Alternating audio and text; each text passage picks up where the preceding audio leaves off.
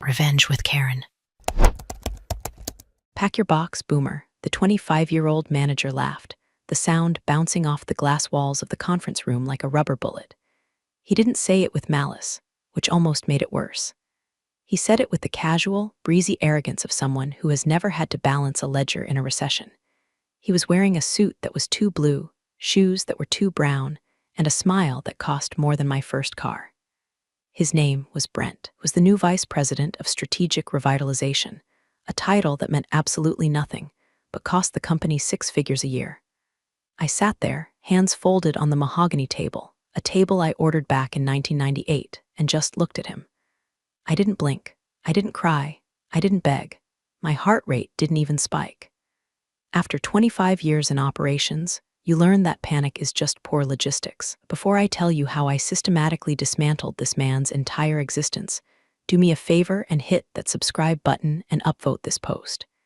It fuels the algorithm, and frankly, I'm going to need witnesses for the carnage I'm about to describe. Thanks. Now, back to Brent, who was currently tapping a stylus against an iPad I probably approved the purchase order for. Look, Ruth, he sighed, leaning back in a chair that was ergonomically designed to support a spine he clearly didn't have. It's nothing personal, really. We're just pivoting. The company needs to be agile. We need to be mobile first. We need fresh blood to interface with the Gen Z demographic. Your operational style is, well, it's vintage. And vintage is cool for denim, but not for logistics. He looked around the room for validation. The 2 interns, barely out of college, stared at their shoes. HR representative, a woman named Sheila whom I had helped through a messy divorce 3 years ago, wouldn't meet my eyes. She was aggressively taking notes on a blank page. The silence stretched, thin and brittle. So Brent continued, clapping his hands together. We've prepared a severance package. Standard industry stuff. 2 weeks pay for every year served, capped at 6 months. We'll need your badge, your laptop, and your keys by 5:00 p.m. Oh, and Ruth, make sure you wipe the personal files off the drive. We don't want your cat photos cluttering up the server. He chuckled. The interns offered a weak, nervous laughter. They were terrified. They should be. I stood up slowly. My knees popped, a sound that seemed to echo like a gunshot in the quiet room. I smoothed the front of my skirt. I walked over to the window, floor-to-ceiling glass looking out over the sprawling office park. The sun was hitting the pavement hard, baking the asphalt. I looked down at the employee parking lot, then at the manicured lawn, then at the cornerstone of the building itself. Understood, I said. My voice was level, no tremolo, no rage. Brent looked disappointed. He wanted a scene. He wanted the weeping old lady pleading for her pension. He wanted to feel powerful by denying mercy. My calm was robbing him of his climax. Great, he said, standing up and checking his Apple Watch. Got a lunch with the branding consultants. Sheila will walk you out. I walked back to my desk. It was an island of sanity in a sea of open-concept chaos. I had a fern that was older than Brent. I had a stapler that weighed 3 pounds and was made of actual metal. I had a framed photo of my late husband, Todd. I picked up the box HR had helpfully provided, a flimsy cardboard thing that wouldn't hold 25 years of memories. I started packing. Not everything, just the essentials, the fern, the stapler, the photo, a specific Rolodex that I kept offline filled with the personal cell phone numbers of every vendor, city council member, and zoning inspector in the Tri-County area. The office buzzed around me. People were whispering. I could feel their eyes, the pity mixed with relief that it wasn't them. Did you hear? Ruth got the axe, finally. She was such a fossil. I heard she used to print emails. I let them whisper. I let the humiliation wash over me, cold and slimy. It was necessary.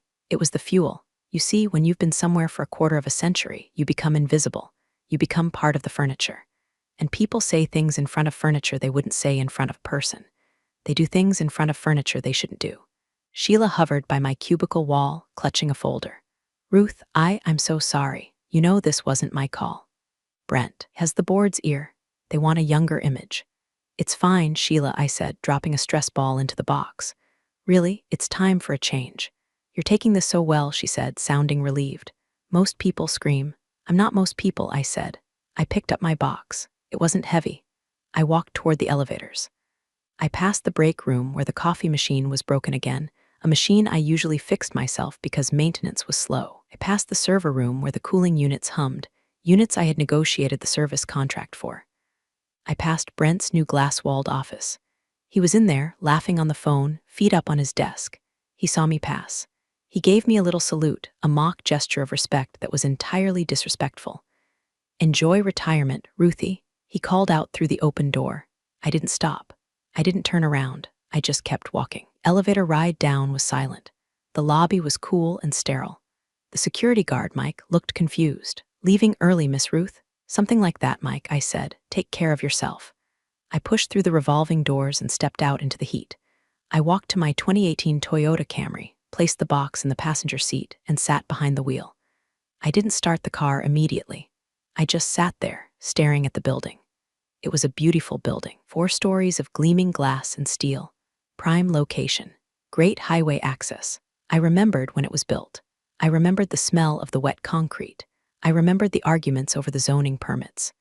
Brent thought he had just fired an operations manager. He thought he had just trimmed some fat from the payroll. He thought he was the captain of the ship now. He didn't know that I wasn't just the crew. I reached into my purse and pulled out my phone, dialed a number I hadn't called in years, but one that was saved in my favorites. "Lawson and Associates," a voice answered. "Hello, David," I said. "It's Ruth." "Ruth, my God, I haven't heard from you since the lease renewal in 05. Is everything all right? How's the job?" I looked up at the 4th floor, where Brent was probably high-fiving the branding consultants. "I'm retired as of 10 minutes ago, David," I said, involuntarily. "I'm sorry to hear that," lawyer said, his voice dropping. "Age discrimination suit? We can file by morning." "No," I said, a small, cold smile touching my lips for the first time that day. "No lawsuits, that's too slow. I want to talk about the land, David. Specifically, the lease agreement for the headquarters." "The lease?" David sounded confused. "What about it?" "I want you to pull the file for the Ethelgard Holdings LLC," I said. "I want you to look at Clause 11B regarding structural modifications and code compliance. And then, David, I want you to initiate Phase 1. There was a pause on the line. Then, the sound of papers shuffling. "Ruth," David said, his voice changing from sympathetic to sharp. "Are you sure, if we trigger that clause, it's going to be messy?" I watched a pigeon land on the hood of my car. It looked at me, head cocked.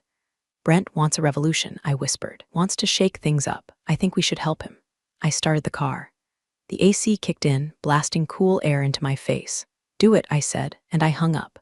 I drove past the entrance sign, a sleek, modern monolith that had cost the company $20,000 last year to rebrand. It used to be stone. Now it was brushed aluminum. It looked cheap. It looked like something that would dent if you looked at it wrong. Just like the new management, as I merged onto the highway, my mind drifted back 20 years. It was 2001. The dot-com bubble had just burst with the violence of a supernova.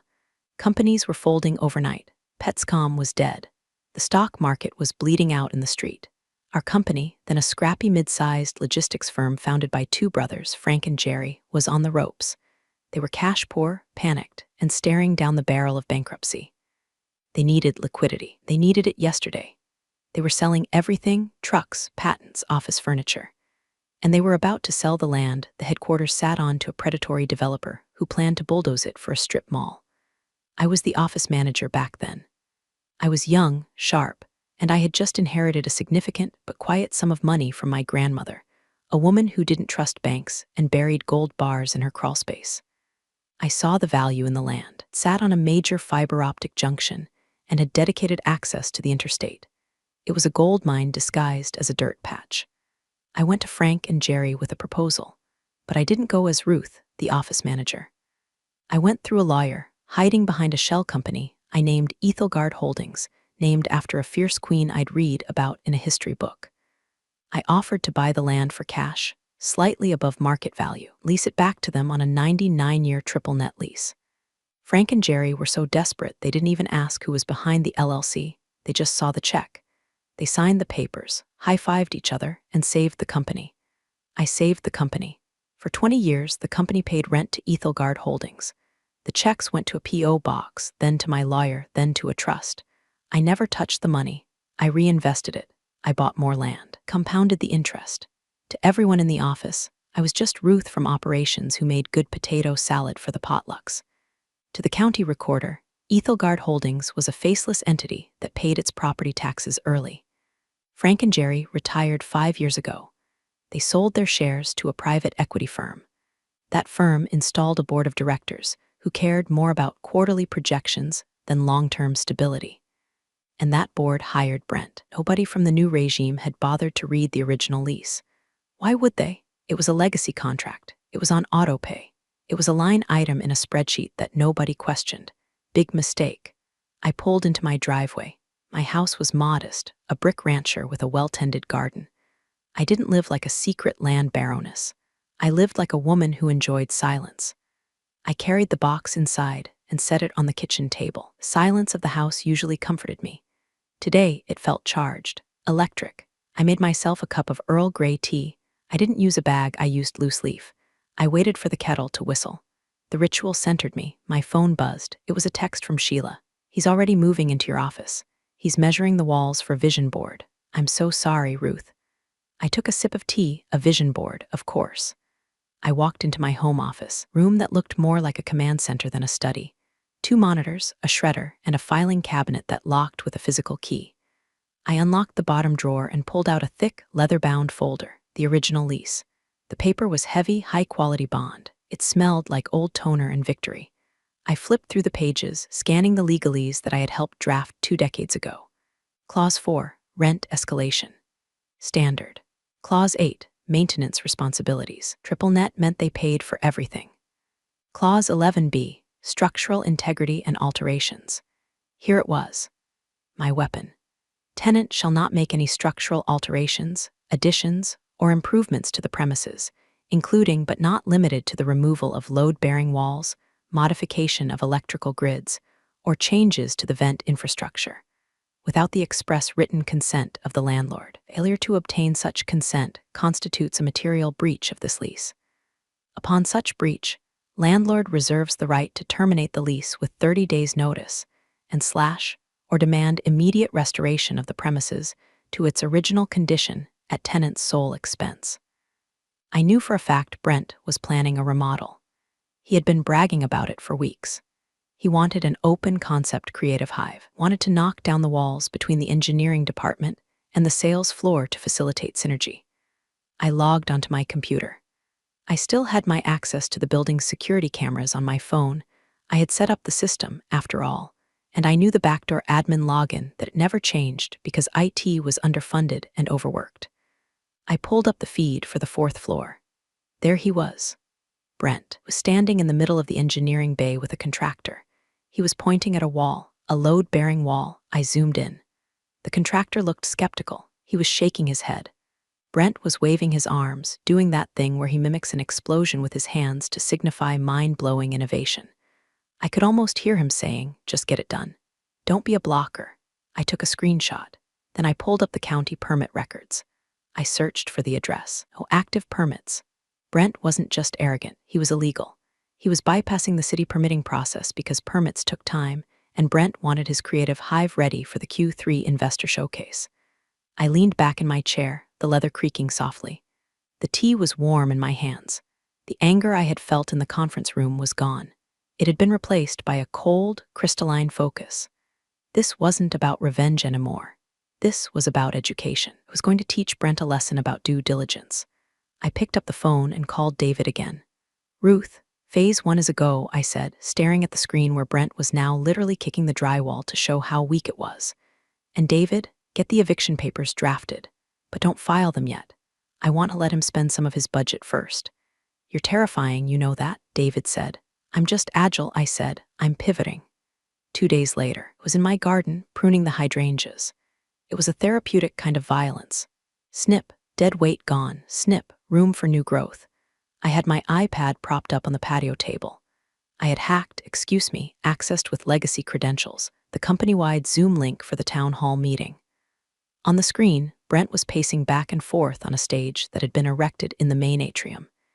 He was wearing a headset microphone, looking like a TED Talk reject. Behind him, a massive projector screen displayed a slide that just said disruption in bold, sans serif font. "We are not just a logistics company." Brent shouted, his voice cracking slightly. "We are a movement, we are a vibe. The old guard," he actually paused to make air quotes, "built this company on spreadsheets and paper trails. They built silos, they built walls. Literally, and what do we do with walls?" He held the microphone out to the audience. The employees, gathered in the atrium, mumbled something incoherent. They looked tired. The lighting in the atrium was harsh, and I noticed the AC was off.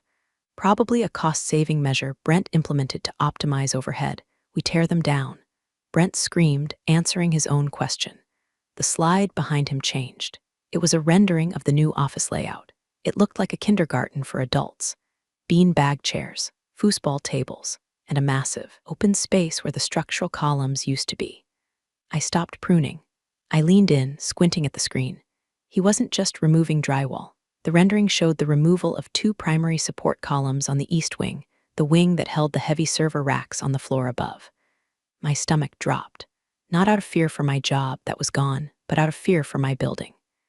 If he cut those columns, the second floor would sag, the server racks would slide, the structural integrity of the entire east face would be compromised. The building wouldn't collapse immediately, but it would be uninhabitable within months. He was going to destroy a $40 million asset because he wanted a collaborative flow. I watched as he pointed to the rendering. Construction starts Monday. We're doing a demolition day team building exercise. Everyone gets a sledgehammer. The crowd cheered weakly. Mandatory fun is the worst kind of torture. Picked up my phone. David, I said as soon as he answered. Change of plans. We can't wait for him to spend the budget. He's going to compromise the structural integrity on Monday. What? David asked. How do you know? He's live streaming his intent to commit gross negligence, I said dryly. He's handing out sledgehammers to the accounting department, David. He's going to have the intern from payroll taking swings at a load-bearing column. Jesus, David breathed. Okay, you want to do? Injunction? No, I said. An injunction is a slap on the wrist. He'll fight it. He'll spin it as legacy interference. I want to trigger the breach, immediately, but I want it to hurt. I looked back at the screen. Brent was now doing a trust fall off the stage into the arms of the terrified IT director. Prepare the notice to quit, I said. But first, I'm going to make a call to the city. If they're starting demolition on Monday, they need permits. I know for a fact the permit office hasn't seen an application for that address in 10 years. Ruth, David warned. If you call the code inspector, they'll shut the building down. The business will halt. They'll lose millions in operational downtime. I looked at my hydrangeas. They looked beautiful, orderly, well-maintained. They should have thought of that before they fired the person who maintained the permits, I said. Fair point, David said. I'll draft the letter. When do you want it served? Monday morning, I said. Right when the first sledgehammer hits the wall, I hung up. On the screen, Brent was now showing a slide of a nap pod. I closed the iPad cover. The screen went black. I went back to my pruning. The decision was made. It wasn't just about getting back at Brent anymore. It was about stewardship. I owned that land. I owned that steel and concrete. It was my responsibility to protect it from idiots. If protecting my property meant burning down the company that rented it, well, that's just the cost of doing business. I spent the rest of the weekend preparing. I didn't drink. I didn't sleep much. I organized my files.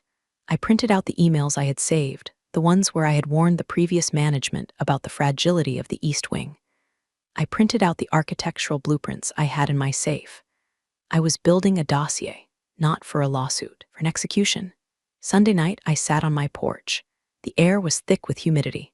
I could hear the distant hum of the highway. Somewhere down that road, my building stood in the dark, waiting for the assault. I took a sip of iced tea. Hang in there, old girl, I whispered to the building I couldn't see. Mama's coming. Monday morning arrived with a sky the color of a bruised plum. Rain threatened, hanging low and heavy. It was perfect. I didn't go to the office. Obviously, I went to the county clerk's office. The clerk's office is a place where hope goes to die, buried under fluorescent lights and the smell of industrial carpet cleaner. But for me, it was a library of secrets. I walked in at 8:05 a.m. The clerk, a woman named Barb who had been there since the Reagan administration, looked up over her spectacles. Ruth, she squinted. I thought you were working corporate. Haven't seen you down here since the zoning dispute of 12. I'm freelance now, Barb, I said, sliding a box of donuts across the counter. Maple bars, your favorite. Barb's eyes softened. Bribery in local government isn't cash, it's pastries and politeness. What do you need, Han? I need to pull the jacket for 400 Innovation Drive, I said, and I need to see if any emergency variance requests were filed over the weekend. Barb tapped on her keyboard. The sound was rhythmically reassuring. Clack, clack, enter. Nope, she said, popping the lid on the donut box. Last permit on file is for signage change 3 months ago. Why, you hear construction? I heard rumors, I said, loud ones. Well, if they're hammering, they are illegal, Barb said, taking a bite of a maple bar. You want me to flag it for the inspector? Not yet, I said. I need a certified copy of the original deed and the easement agreement for the fiber lines. Barb printed them out. The stamp, certified copy, let it onto the paper with a sound of finality. I took the documents and sat on a wooden bench in the hallway. I reviewed them. Everything was in order. My LLC, Ethelgard Holdings, was the undisputed owner. The easement was strict. No interference with subterranean infrastructure. If Brent knocked down that east wing wall, he wouldn't just risk the roof. He'd likely sever the grounding cables for the main server stack, which ran through the pillar he called an eyesore. I checked the time, 9:30 a.m. At the office, the demolition day party would be starting. I opened my phone and checked the security feed again. It was chaos. Brent had actually bought matching hard hats with the company logo. There were balloons. There was a DJ in the corner playing EDM at 9 a.m. The employees looked miserable, holding sledgehammers like they were foreign objects. Brent was shouting over the music. Okay, team, we're breaking barriers. We're smashing the status quo. Who wants the first swing? A young guy from sales, Chad, I think, stepped up. He looked eager to impress. I switched apps. I opened my email. I had drafted a message to the City Code Enforcement Division. Subject line, urgent, unpermitted structural demolition / life safety hazard / 400 innovation drive. I attached the screenshot of Brent pointing at the load-bearing wall. I attached the certified deed showing I was the owner and had not granted consent. I attached the blueprint highlighting the gas line that ran 6 inches behind the drywall they were about to hit. I hesitated for a fraction of a second. This wasn't just a prank. This was bringing down the thunder. People would be sent home. Fines would be levied. The company stock might take a hit. Then I saw Brent on the screen. He was taking a selfie with the sledgehammer. I hit send. I texted David. The Eagle has landed. Serve the paper. I walked out of the clerk's office into the drizzle. I felt light. I drove to a coffee shop across the street from the office building. It was a hipster place with overpriced pour-overs, but it had a perfect view of the front entrance. I ordered a tea, sat by the window, and waited. At 10:15 a.m., the first vehicle arrived. It wasn't the police.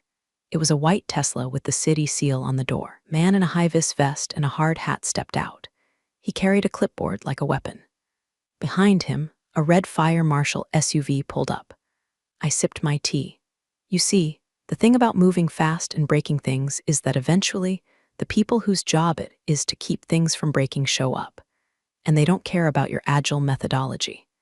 They care about the International Building Code. I watched as the code inspector and the fire marshal walked up to the automatic doors.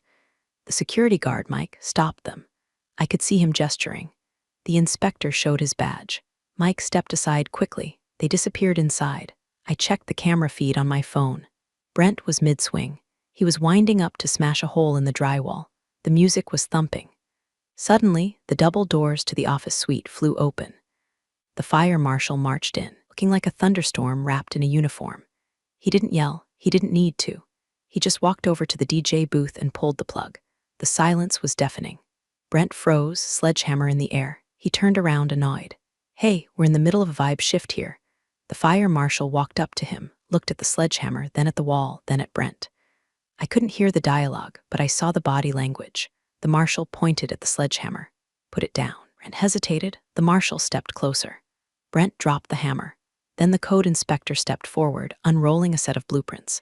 He pointed at the wall Brent was about to hit. He pointed at the ceiling. He pointed at the exit. Brent was waving his hands, doing the explosion gesture again. He was arguing. Bad move, Brent.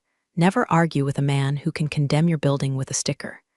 The inspector pulled out a pad of red paper. He started writing. I smiled, blowing the steam off my tea. Phase 1 was complete. The disruption had arrived. The beautiful thing about the modern corporate ecosystem is how porous it is. Everything is content. Everything is shared. While the fire marshal was dressing down Brent in front of the entire staff, I wasn't just watching. I was curating. I saw the interns filming. Of course they were. They were filming the demolition day for their stories. Now they were filming the fire marshal roast, because it was objectively funnier. One of the videos hit TikTok within 10 minutes. It was from the account of a junior designer. Caption, Pav, your boss tries to knock down a load-bearing wall and the feds show up. Skull #corporate life #fail #eviction. I saw it. I downloaded it. And then I forwarded it to the board of directors using an anonymous Proton Mail account. Subject, risk assessment / brand liability / 400 innovation drive. Body, gentlemen, it appears the strategic revitalization is encountering regulatory friction. Please see attached media. Also, be advised that the leaseholder has been notified of the material breach regarding unpermitted structural modifications. I sat back in the coffee shop and watched the physical fallout continue. Fire marshal was now taping a bright orange placard to the front door of the suite. Stop work order. Employees were filing out, looking confused. Some were laughing. Others looked worried they were being sent home. The creative hive was now a crime scene of stupidity. Brent was standing in the lobby, yelling into his phone. He looked frantic. His hair was messed up. The chill vibe was gone. My phone rang. It was my lawyer, David. Ruth, did you see the email? He asked, sounding breathless. Which one? I asked innocently. The board is freaking out. The CEO just called me. He wants to know who Ethelgard Holdings is. He's demanding a meeting with the landlord immediately. Tell him the landlord is unavailable, I said. Tell him the landlord is reviewing their options regarding the immediate termination of the lease due to gross negligence. Ruth, they're offering to pay a fine. They're offering to fix the wall. It's not about the wall anymore. David, I said, it's about the breach. Clause 11b, they violated the sanctity of the contract. Tell them Ethelgard Holdings is invoking the 30-day cure period, but since the breach involves criminal negligence, attempting demolition without a permit, we consider the lease voidable at our discretion. You want to evict them, truly? I want them to sweat, I said. I want the CEO to come down here. I want him to see the orange sticker on the door. And then, want a meeting?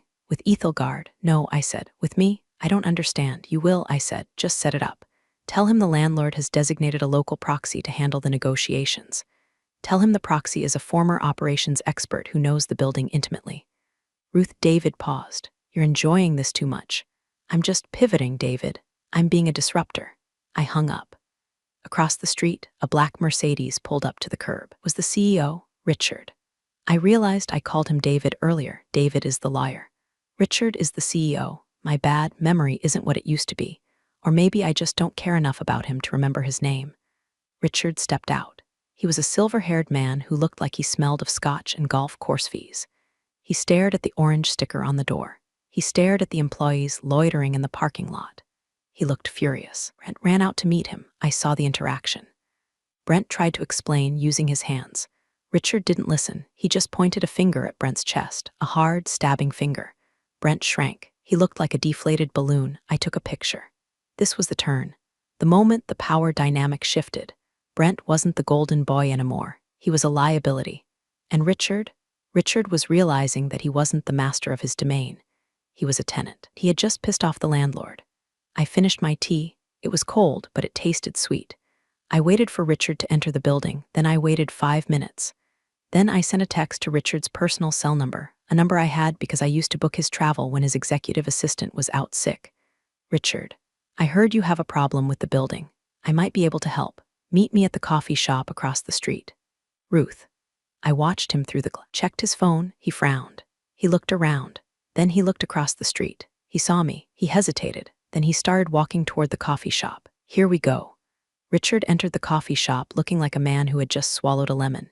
He spotted me immediately, hard to miss the woman in the sensible cardigan amidst a sea of beanies and flannel. He walked over, checking his watch. Ruth, he said, not sitting down. I don't have time for pleasantries. Have a building that's been red tagged and a VP who's apparently brain damaged. Why are you texting me? Sit down, Richard, I said, gesturing to the chair opposite me. You look flushed. High blood pressure is a silent killer. He sighed an impatient, rattling sound and sat. What is it? You want your job back, is that it? You saw the chaos and thought you could swoop in and save the day for consulting fee? I smiled. I don't want my job back. I have plenty of work to do. I'm currently managing a portfolio of real estate assets. Good for you, he sneered. Look, if you have intel on the building, tell me. Did we miss a permit filing? Can you fix it with the city? I can't fix it, I said, because the violation isn't the problem. The problem is the lease. The lease? Richard waved a hand. We pay rent. We're fine. I have legal on it. You pay rent to Ethelgard Holdings, I said. He stopped. He looked at me sharply. Do you know the holding company name? That's confidential financial data. I know it, I said, leaning forward, because I am Ethelgard Holdings. The silence that followed was heavy.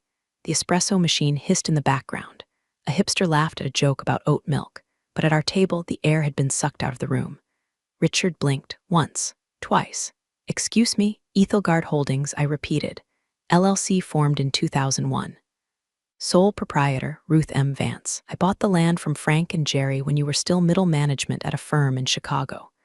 I leased it back to the company. I've been your landlord for 20 years, Richard. He stared at me. His brain was trying to process the data, trying to reconcile the office matron image with the commercial real estate tycoon reality. That's impossible, he stammered. Conflict of interest. You were an employee. There's no clause in the employee handbook regarding passive real estate investments, I said smoothly. I checked, and frankly, I saved the company. But that's history. Let's talk about the present. Your boy Brent just violated Clause 11B, material breach. I can evict you today. Richard's face went pale. Ruth, come on, this is business. We can work this out. We'll fire Brent. He's gone, done. We'll repair the wall. We'll pay a penalty. I don't want a penalty, I said. I don't want money. Then what do you want? I want you to understand something, I said, my voice dropping to a whisper. You fired me because you thought I was obsolete. You thought I was slow. You thought because I didn't know how to make a TikTok, I didn't have value. But while you were chasing trends, I was building foundations. You were renting the space I allowed you to occupy. Richard looked terrified. Ruth, please, the investors. If we get evicted, the stock tanks. We're talking millions. Yes, I agreed. We are. I took a sip of my tea. I've already instructed my lawyer to file the eviction notice, I said. Unless what? Richard leaned in, desperate. Unless you publicly admit to the board and the staff that the strategic revitalization was a failure. Unless you reinstate the pensions you cut last year. And unless you apologize to me. Right now, it was petty, I know. Petness is a luxury you can afford when you own the dirt they stand on. Richard's jaw tightened. He was a proud man, a CEO. Apologizing to an operations manager was beneath him. He stood up. I won't be blackmailed by a disgruntled employee. We'll fight this in court. We have lawyers too. My lawyers wrote the lease, Richard, I said calmly. And your lawyers haven't read it in a decade. Go ahead. Fight. But remember, the court moves slower than a city inspection. Every day that red tag is on the door, you're bleeding money. He glared at me. You're enjoying this. I'm just pivoting, I said, throwing his own word back at him. He turned and stormed out. I watched him go. He was going to fight. Good, I hoped he would. I picked up my phone and texted David. He chose violence. File it. The next 48 hours were a masterclass in corporate entropy. David filed the eviction notice. It wasn't a secret. These things are public record. A savvy business reporter for the local paper picked it up. Headline, Tech Giant Facing Homelessness. HQ Landlord Files for Eviction After Botched Renovation. The stock dropped 4% by noon. Inside the building, or rather, via the Zoom calls of the displaced employees, panic was setting in. The rumor mill was on fire. Who is the landlord? Why are they kicking us out? Is Brent really fired? Yes, Brent was fired. It happened Tuesday morning. Richard threw him under the bus so hard I felt the impact from my house. But it was too little, too late. Richard tried to file an emergency injunction to stop the eviction. He claimed bad faith. He claimed I was acting out of personal animus. He wasn't wrong. But personal animus isn't a legal defense for breaching a contract. We had a hearing on Thursday. I wore my best suit, a vintage Chanel I'd bought at an estate sale. I sat next to David. Richard sat with a team of 3 lawyers who looked like they cost more per hour than my car. The judge, a no-nonsense woman named Judge Walters, looked over the documents. Mr. Henderson, she said to Richard's lead counsel, it says here your client attempted to remove a load-bearing wall without a permit, resulting in a stop work order from the fire marshal. Is this accurate?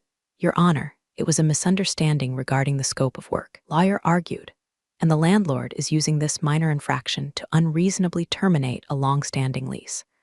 Minor infraction? Judge Walters raised an eyebrow. He tried to collapse the east wing, and the lease clause 11B seems quite specific. Any unpermitted structural change is grounds for immediate termination. Did you sign this lease? The previous owners signed it, the lawyer said, and you assumed the obligations, the judge said. Ignorance of the contract is not a defense. She looked at me, Miss Vance. You are the proprietor of Ethelgard Holdings? I am, Your Honor. And you are seeking possession of the premises? I am. I have concerns about the tenant's ability to maintain the asset. They have demonstrated a reckless disregard for safety and property value. Judge Walters nodded. Eviction granted. Tenant has 7 days to vacate. Richard looked like he had been slapped. His lawyers started to object, shouting over each other. The gavel banged. It was over. We walked out of the courtroom. Richard cornered me in the hallway. He looked 10 years older than he had on Monday. Ruth, he hissed, you're killing the company. We can't move in 7 days. We have servers. We have infrastructure. You're destroying 200 jobs. I'm not destroying them, I said. You did. When you decided that experience didn't matter. You decided that a shiny new MBA knew more than the people who built the place. You destroyed the culture. I'm just taking back the shell. We'll appeal, he threatened. Go ahead, I said, but you still can't enter the building. The fire marshal hasn't lifted the order, and I'm not signing the permit application to fix the wall until you're gone. He stared at me with pure hatred. You're a monster. No, Richard, I said, adjusting my scarf. I'm a boomer. Remember, we're stubborn. I walked away. My heels clicked on the marble floor. It was a good sound. 7 days. If you've never seen a corporate headquarters try to move in 7 days, it looks a lot like a colony of ants after you kick the anthill. Moving trucks lined the block. IT guys were weeping openly as they tried to rip servers out of racks without proper shutdown procedures. The Creative Hive furniture, the beanbags, the foosball tables, was tossed into dumpsters. I parked my car across the street and watched. I wasn't gloating. Well, maybe a little. But mostly I was witnessing the inevitable result of hubris. Sheila, the HR rep, texted me. It's a war zone in here. Richard is screaming at everyone. We're working 18-hour days packing. Ruth, did you really do this? I didn't reply. I couldn't. If I engaged, I might soften. And I couldn't soften. The lesson had to be complete. On day 4, got a call from a number I didn't recognize. Ruth, a young voice. Yes, it's Tyler from IT. The one who helped you with your printer that time. I remember you, Tyler, I said. You're a good kid. Ruth, man, look, I know they screwed you. Everyone knows. But if we lose the servers, we lose the client data. The company goes under. I have student loans, Ruth. I can't lose this job. I felt a twinge. A sharp little needle in my conscience. This was the collateral damage. Tyler, Sheila, the receptionist. The people who didn't make the decisions but suffered the consequences. Tyler, I said gently, do you trust me? I guess. Back up the critical data to the cloud tonight. Use the encrypted key I left in the safe in my old office. The code is 1998. You left a key? I always have a backup, Tyler. Save the data. Let the hardware go. Thank you, Ruth. Seriously. Don't tell Richard, I said. My lips are sealed. Hung up. I wasn't a monster. I was just a landlord with strict standards. By day 6, the building was a shell. The signage was stripped. The glass was dirty. It looked abandoned. Richard had tried one last Hail Mary. He offered me double the rent to stay. I sent the offer back with a red stamp, rejected. It wasn't about the money. It never was. It was about the respect. The night before the final eviction, I drove to the building. It was midnight. Parking lot was empty except for a security patrol. I walked up to the cornerstone, the one I had stared at the day I was fired. Dedicated 1995. I touched the cold stone. You're safe now, I whispered. The next morning, the sheriff would arrive to formally lock them out. The locks would be changed. The keys would be handed to me. I went home and slept like a baby. The sheriff's deputies arrived at 9:00 a.m. sharp. They were polite but firm. Property of Ethelgard Holdings, the lead deputy announced to the stragglers in the lobby. Vacate immediately. Richard was the last one out. He was carrying a box, much like I had been a few weeks ago. But his box wasn't filled with personal mementos. It was filled with legal notices and stress. He walked out the sliding doors. He looked defeated. His suit was rumpled. I was waiting for him, not in the coffee shop this time. I was standing on the sidewalk, right by the entrance.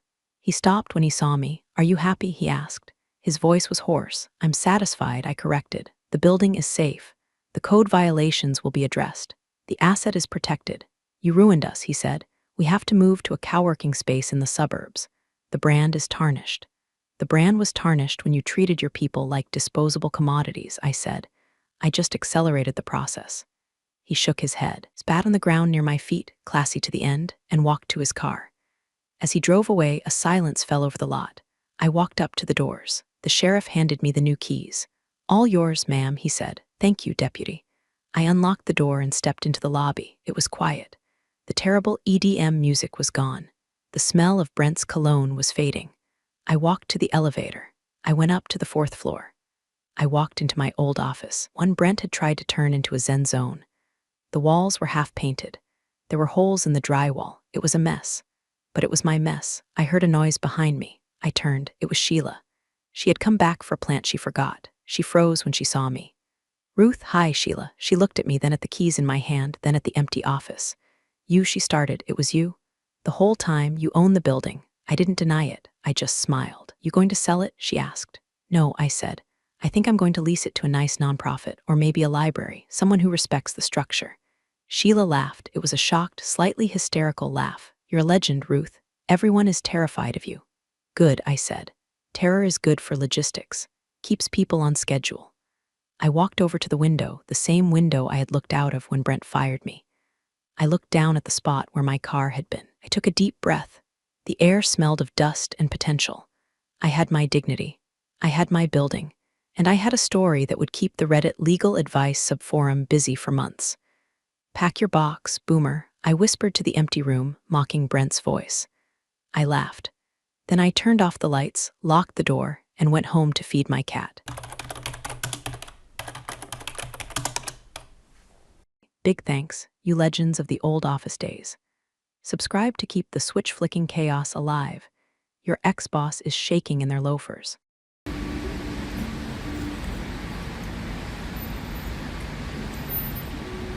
와, 여기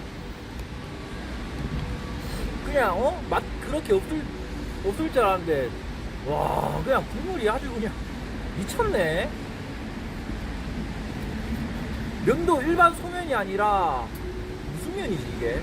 소면 맨키로선이 생겼는데,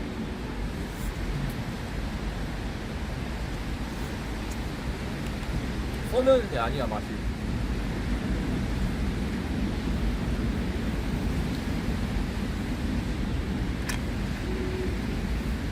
야, 이건 혁명이다, 혁명.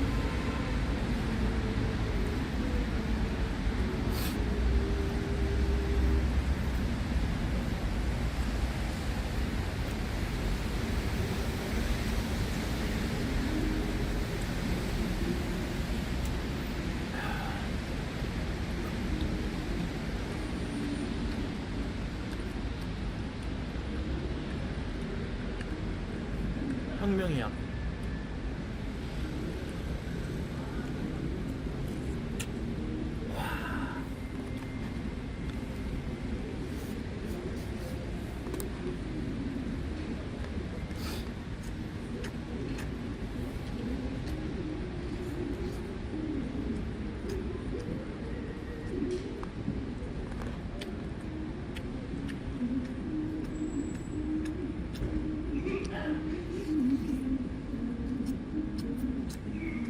와, 이제 최근 먹었던 거, 아침에 먹었던 거 중에 제일 맛있는데.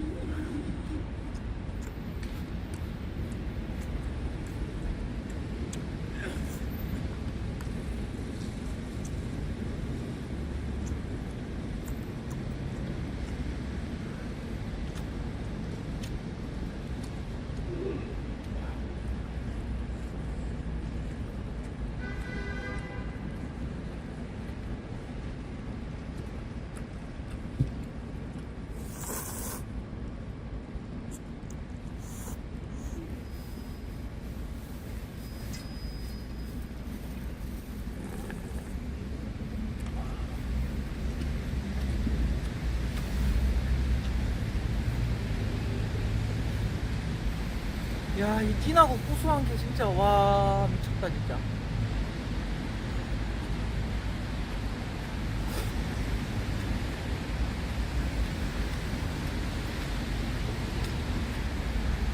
거짓말, 진짜 국물이 사골육수 맨기라서 진해. 진짜 엄청 진해요.